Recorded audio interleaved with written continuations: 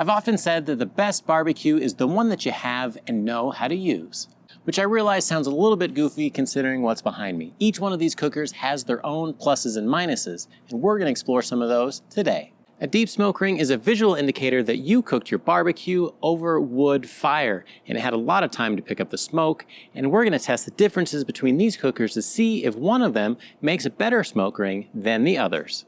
In order to do this test, I'm going to use a couple of pieces of country style ribs on each cooker, and we're going to compare the differences. They're set up for low and slow, or 225 degrees Fahrenheit. Let me show you how I set them up. I set up each grill for low and slow. In one kettle I used the Weber baskets. In another I used the slow and sear without filling the water reservoir. I also used a ceramic Kamado cooker, and I set it up using the standard Kamado mode with a fire underneath the meat.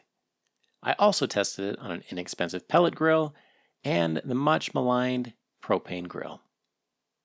I started the charcoal fueled cookers first since it would take the longest to heat up and burn off the ignition smoke. And if you've done much with charcoal, you know that it's worth the wait to avoid bitter smoke. Each cooker was adjusted to hit the common low and slow temperature of 225 degrees Fahrenheit, and I adjusted the vents on the kettles as well as the Kamado to hit that temperature. The pellet grill was as easy as turning the dial, and the gas grill only had one burner with the rest turned off, and that was the only way I could hit that temperature on that one. Once each smoker got up to temperature, I put 2 country style ribs on each one. That way I could check the second piece just in case something happened to the first one. And when I got to the gas grill, it became a little bit of a struggle since this is definitely not a smoker, but I decided I had to do it for you and for the sake of science. All 5 cookers are going to run for 2 hours to maximize the smoke ring. There are some things that you can do to enhance the smoke ring, and I'm going to talk about that in a future video. While we're waiting for the smoke rings to form, let's talk about the science behind smoke rings. All meat has a protein in it called myoglobin, and that protein is responsible for its pink or red color. But cooking myoglobin causes it to break down and turn gray, which is a process that we've all seen happen while cooking hamburgers. Natural wood fires produce nitric oxide as well as carbon monoxide, which bind with the myoglobin in the meat and keep it from turning gray as it cooks. The result is the red smoke ring we all love. Usually those gases only penetrate the first part of the meat before the rest of the myoglobin loses its color. It's a similar process to curing bacon or ham.